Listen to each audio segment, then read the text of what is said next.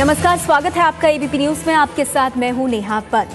काले धन को लेकर आज मोदी सरकार ने सुप्रीम कोर्ट में कहा कि काले धन वालों के नाम वो सार्वजनिक नहीं कर सकते। आपको याद होगा, यही तर्क यूपीए सरकार की तरफ से भी दिया गया था, लेकिन उस वक्त बीजेपी विपक्ष में थी, यूपीए सरकार पर हमला बोल रही थी। आज जब मोदी सरकार यही तर्क दे रही है तो राम जेठमलानी ने मोदी सरकार को आड़े हाथों लिया है और कहा है कि काले धन वालों को बचाने का काम ये सरकार कर रही है। विपक्ष भी सवाल उठा रहा है और ऐसे में सबसे बड़ा सवाल ये उठ रहा है कि विपक्ष में रहते हुए जो बीजेपी नाम जानना चाहती थी, वो अब नाम क्यों छिपा रही है।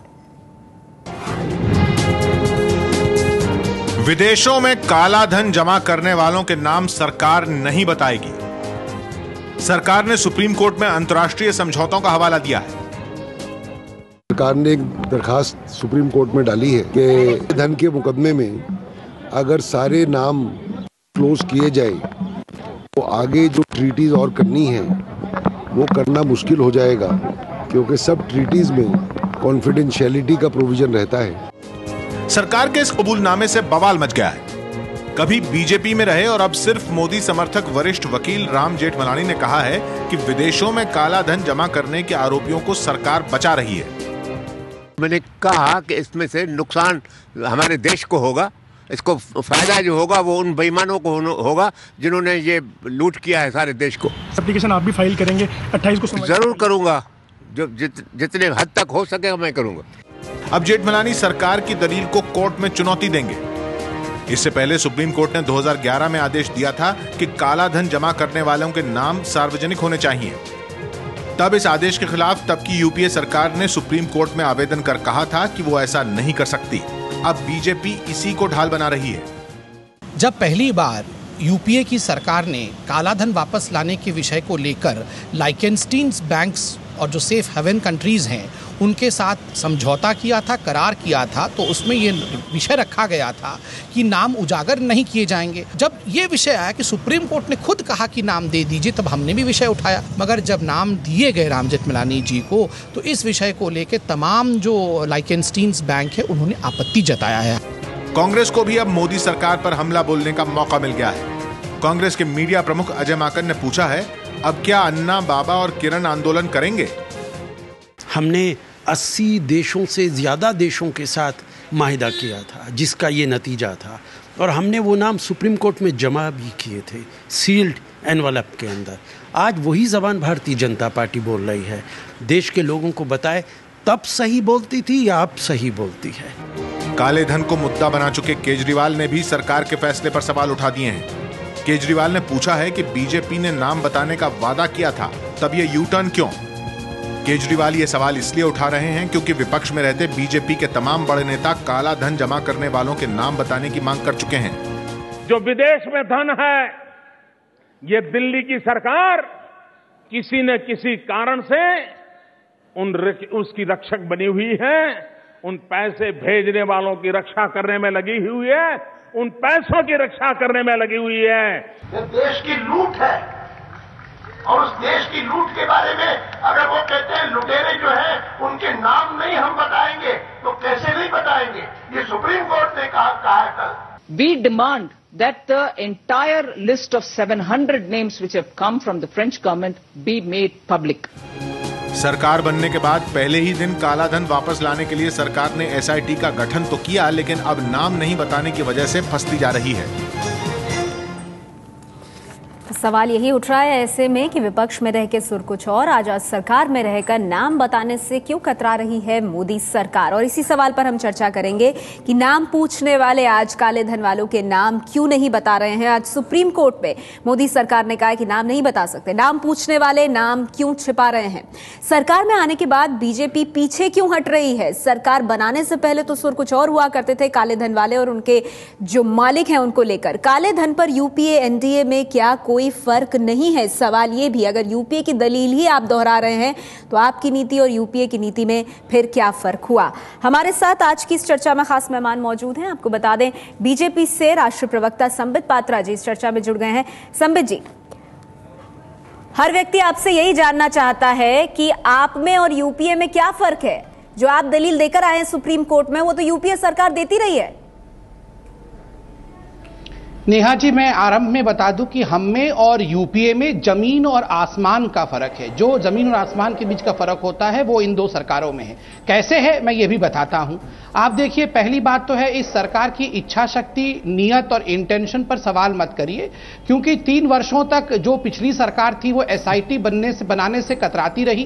पहला काम जो मोदी सरकार ने किया है वो एसआईटी बनाने का किया है काले धन के ऊपर। दूसरा, 3-4 दिनों के अंदर जिस प्रकार से स्विट्जरलैंड के साथ एक करार का हस्ताक्षर किया गया है, एक समझौता हुआ है, जो स्विट्जरलैंड इतने वर्षों तक तैयार नहीं थी कोई इंफॉर्मेशन देने के लिए, पहली बार इस सरकार के प्रोएक्टिव मेजर के कारण वही स्विट्जरलैंड अब टाइम बाउंड मैनर में जो है इंफॉर्मेशन हिंदुस्तान को देगी।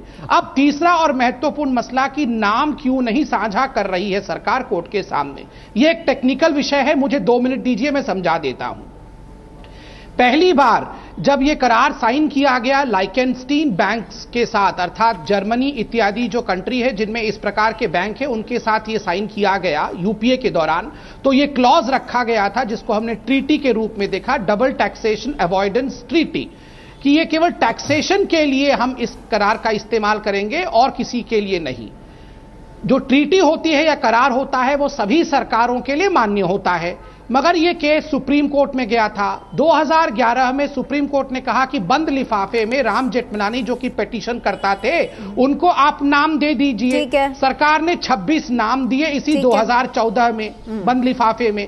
इसको जर्मनी और बाकी तमाम लाइचेंस्टीन बैंक ने अपोज किया। उन्होंने कहा कि आप अगर ऐसे नाम दे देंगे तो हम नाम नहीं बताएंगे आपको। तो स्वाभाविक रूप से अब हमने कहा है कि हम जो सोर्स होता है उसे ड्राई नहीं करने देंगे। अगर सूखा पड़ जाएगा उस आपकी बात तो हम बाकी नाम नहीं जान अब मुझे ये बताइए, कारण से इस ट्रीटी जब लालकृष्ण आडवाणी कह रहे थे देश की लूट हुई है, लुटेरों के नाम कैसे नहीं बताएगी यूपीए सरकार, तो आप लोग अंधकार में थे? इसका मतलब आपको कोई जानकारी नहीं थी?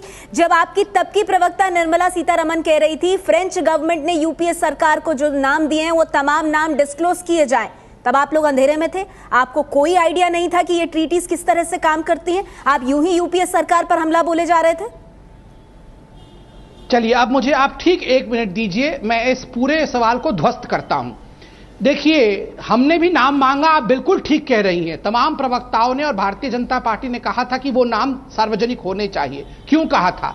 जब सुप्रीम कोर्ट ने कहा कि ये नाम सार्वजनिक होने चाहिए तो हमें भी लगा कि हां, जब सुप्रीम कोर्ट खुद कह रही है, सर्वोच्च न्यायालय कह रही है, तो हमें भी मांग करनी चाहिए। हमने भी बढ़ चढ़ के मांग की।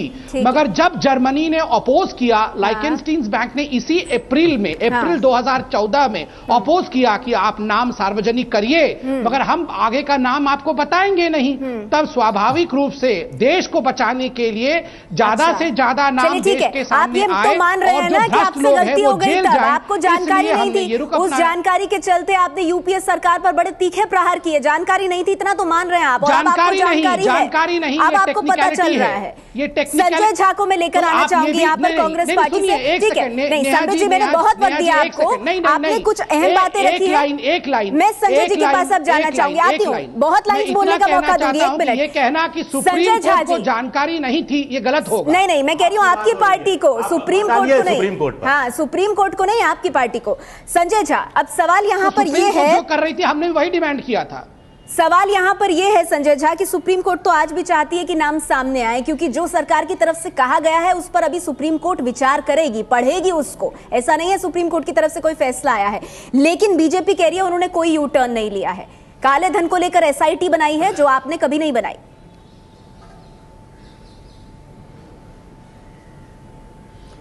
नेहा जी, देखिए, अभी जो भाजपा के जो प्रवक्ता हैं उन्होंने फिर खुलेआम आपके चैनल पर एक झूठ बोला है। भारतीय जनता पार्टी ने एसआईटी इसीलिए बनाया है क्योंकि उन पर सुप्रीम कोर्ट का एक आदेश था।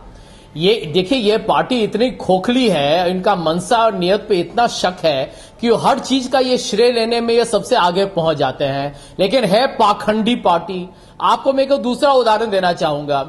अभी ये कानून की बात करते हैं, मैंने मोदी जी का भाषण सुना हुआ है जहां पर उन्होंने कहा था कि मैं कानून बदल दूंगा, मैं चाहे अंतर्राष्ट्रीय कानून को भी उसके बारे में कोई भी परिवर्तन लाना होगा, जो भी होगा 100 दिन के अंदर ब्लैक मनी भारत के अंदर आ जाएगा। ठीक है। और मैंने भाजपा के प्रवक्ता को टीवी चैनल पे 2 दिन पहले ये उन्होंने कहा कि नहीं हमने तो ऐसा वादा देश से किया ही नहीं था।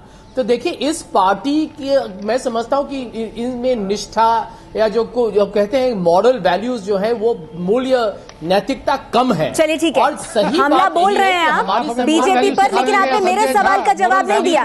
सुप्रीम कोर्ट ने आपको भी एसआईटी बनाने को कहा था, नहीं बनाई आपने एसआईटी। मैं आगे बढ़ना चाहूंगी, आऊंगी फिर आपके पास। 1 मिनट, आरटीआई पे नहीं जाएंगे सर, 1 मिनट।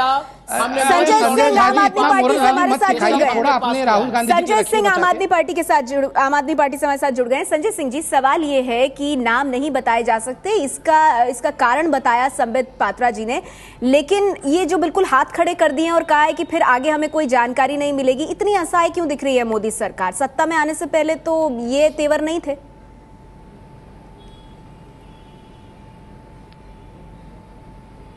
नहीं, इनका ये चेहरा अब सामने आ रहा है। दरअसल इसके पीछे सबसे बड़ा कारण यह है कि अगर नामों का खुलासा होगा तो किसके रिश्तेदार का नाम आएगा, किस पार्टी का नेता का नाम आएगा, किस उद्योगपति का नाम आएगा, ये पूरे देश के सामने जग जाहिर हो जाएगा।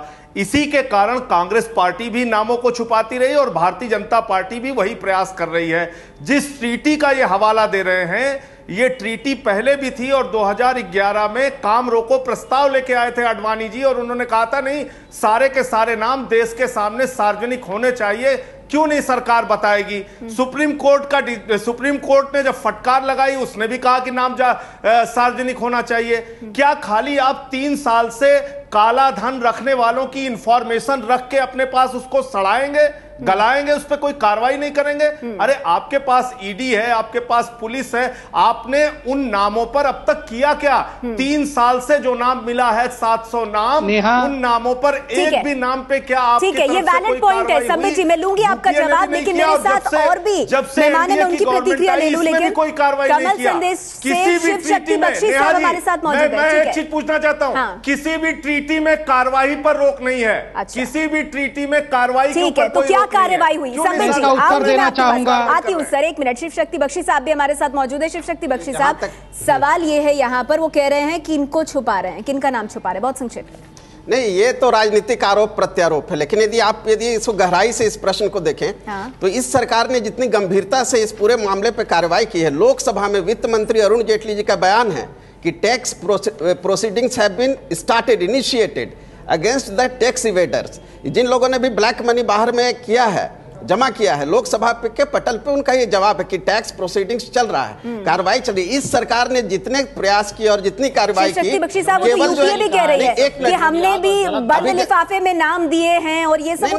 सवाल ये है कि आप नाम देने से उसके पीछे क्या कोई और मंशा है, और अगर नाम आपके पास है उन पर आपने क्या कार्रवाई की? शंकर अय्यर जी, सवाल यहाँ पर ये है कि एक पार्टी जो कि अब तक ये पूछती आई कि काले धन वालों के नाम उजागर करो, सरकार में आने के बाद अब नाम बताने में असमर्थता जता रही है। क्या किसी को बचाने की मंशा है? सवाल तो ये उठता है।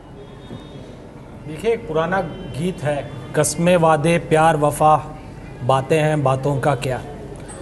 राजनीति में और हुकूमत में जमीन आसमान का फर्क होता है। जब आप ऑपोजिशन में होते हैं तो आप बयान करते हैं हम ऐसे करेंगे, ऐसे होना चाहिए। इस देश में पिछले 25 साल से करीबन 100 double taxation avoidance treaty sign हुए हैं। हर ट्रीटी में उसका पहला पहलू होता है कि अगर जिस व्यक्ति की अकाउंट वहाँ पर है उसने उस देश में अगर टैक्स भरा हो तो आप उस पर कोई कार्यवाही नहीं कर सकते हैं। तो आप ये सोचेंगे कि आपके पास कोई लिस्ट आ गई, और वो लिस्ट का मतलब नहीं है कि वो एविडेंस है, वो सिर्फ एक सूची है। इस देश में जैसे अभी एक प्रवक्ता ने कहा कि 700 नाम दिए गए, उन 700 नामों पर क्या कार्यवाही हुई? कोई एक्शन हुआ? ये बात कहना कि हमने नई ट्रीटी साइन की है, सारे नई ट्रीटीज प्रोस्पेक्टिव होते हैं, रेट्रोस्पेक्टिव कोई ट्रीटी नहीं है। तो पहली बात जो है हमको समझ लेना चाहिए कि ये एक बेहद पेचीदा लीगल इश्यू है। जो लोग अरबों खरबों रुपए बाहर रखते हैं वो उतना ही उस पर ध्यान देते हैं जितना उसकी कानूनी जो स्क्रूड और नट बोल्ट होती है लीगैलिटीज की, उस पर जितना देना होता है। हाँ। तो पहली बात यह है कि जब आपके पास कुछ नाम आए, हाँ, उस पर कार्रवाई कीजिए, उस पर एक्शन लीजिए, हाँ, उसमें क्रिमिनलिटी प्रूव कीजिए, और जिसने टैक्स छुपाया उस पर एक्शन लेके उसको नेम और शेम करिए। इस पर कोई रोक नहीं है। हाँ। दूसरी बात, काला धन सिर्फ विदेश में नहीं है, यहां पर भी है। तो आपकी मंशा को आप अगर सच जताना चाहते हैं तो जो देश में काला धन है उस पर भी एक्शन लेना पड़ेगा। ठीक है, तो आप दो बातें कह रहे हैं। आप कह रहे हैं जिन नाम है उन पर क्या कार्रवाई हुई, और आप क्या एक्शन काले धन को लेके ले रहे हैं, उससे भी मोदी सरकार की मंशा जाहिर होती है। मोदी सरकार नाम नहीं बता पा रही है, वित्त मंत्री ने अभी जानकारी दी है।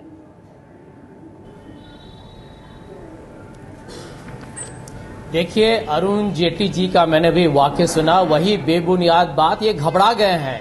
अब आप ये देखिए, आप मीडिया में हैं, आप समझ लीजिए कि क्यों अरुण जेटली अचानक घबरा गया है। आप फाइनेंस मिनिस्टर को क्या कह रहे हैं कि वो घबरा गए हैं? और मैं आपको बताना चाहूंगा, एक जर्मनी का एक एग्जाम्पल दे रहे हैं, लेकिन आपको मैं ये कहूंगा एसआईटी पिछले 5 महीने से क्या कर रहा है। यदि इनके पास 700 नाम है जो हम लोग सब जानते हैं, कुछ कर नहीं पाए, यहाँ आके हमें 5 महीने इन्होंने क्या कार्रवाई की है, क्या कानूनी कार्रवाई की है, क्या इन्होंने एविडेंस लाया है, और क्यों नहीं ये कोर्ट में जाके उनके विरुद्ध एक चार्जशीट। नहीं तो ये तो मानिए ना 1995 में आप पर्चा लेकर आए, लेकिन संबित पात्रा जी 1995 के बाद तो आपकी भी सरकार रही, आप लोग बदल सकते थे, आप लोग कुछ कर सकते थे, क्या किया आपने? संबित पात्रा जी, सरकार के पास कोई जवाब नहीं है। पहले संजय झा जी को बोलिए जरा शांत चित्त से बैठ जाएं। संबित जी आप बैठ जाइए, आप हड़बड़ाइए मत, हम लोगों को बोलने दीजिए। 1995 के बाद आप लोगों की भी सरकार रही, आप लोगों ने क्या किया? मैं उत्तर दे रहा हूं। मैं अभी फिलहाल वाले सरकार के विषय में बात करने वाला हूं, पीछे की बात हो गई है।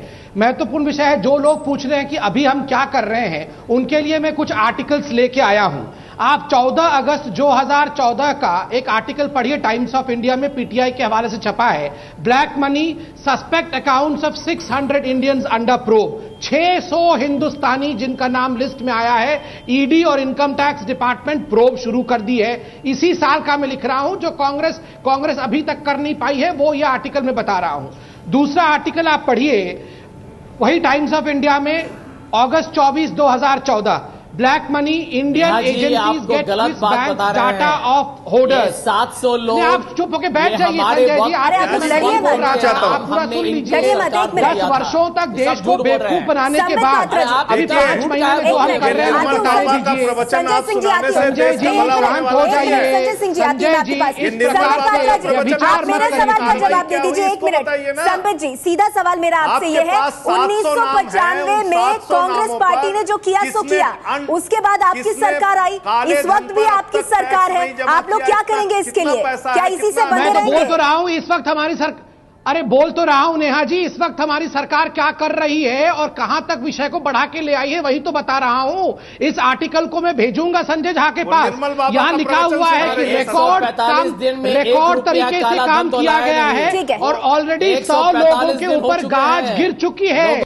सबसे बड़ी बात है कि कांग्रेस के तमाम नेता बिना प्रिपरेशन के आ जाते हैं। आज अगर वो अटॉर्नी जनरल के पूरे स्टेटमेंट को पढ़ लेते तो उनको बोलना ही नहीं पड़ता। अटॉर्नी जनरल ने कहा तो है दिसंबर में फिर से, ये शांत हो जाइए, शांत हो जाइए, कुछ पता है नहीं बोलते रहते हैं, शांत हो जाइए।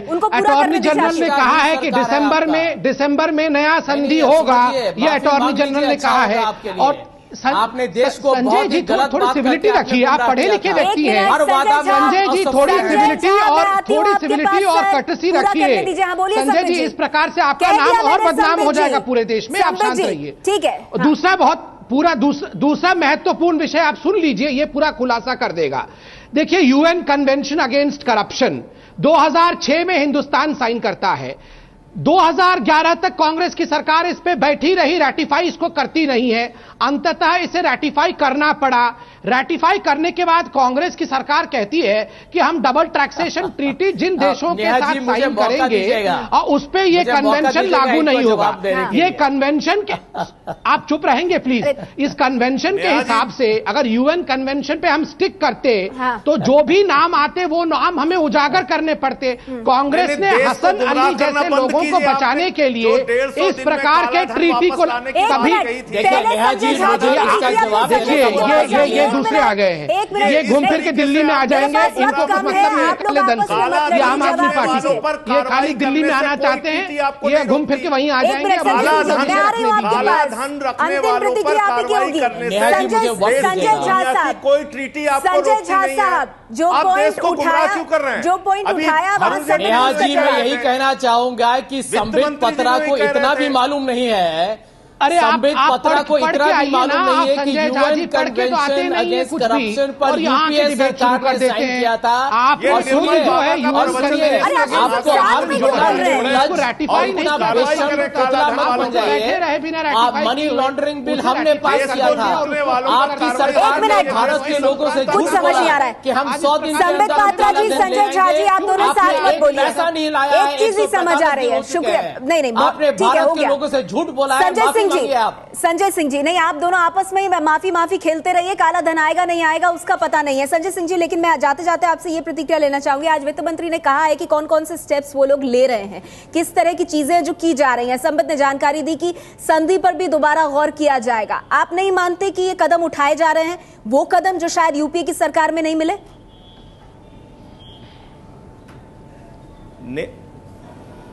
नेहा जी, उन्होंने जितनी भी बात कही, उन्होंने कहा इंफॉर्मेशन शेयर करने की बात। इंफॉर्मेशन शेयर करने का उनका समझौता स्विट्जरलैंड से भी होने वाला है, ऐसा वो बता रहे हैं। जर्मनी से वही समझौता हुआ है उनका। इंफॉर्मेशन शेयर करने के बाद मान लीजिए 700 काला धन के खाते धारकों के नाम आपको मिले, आप उसकी जांच कराइए कि यही अंत में सबसे बड़ा सवाल होता है राजनीति के बीच। उन्होंने कहा 100 लोगों पे गाज गिर सकती है। ठीक है, 100 लोगों के नाम बताइए। अभी तो आर्टिकल पढ़ के चुनावी मुद्दा, जब चुनाव आएगा इनकम टैक्स का आपको दिल्ली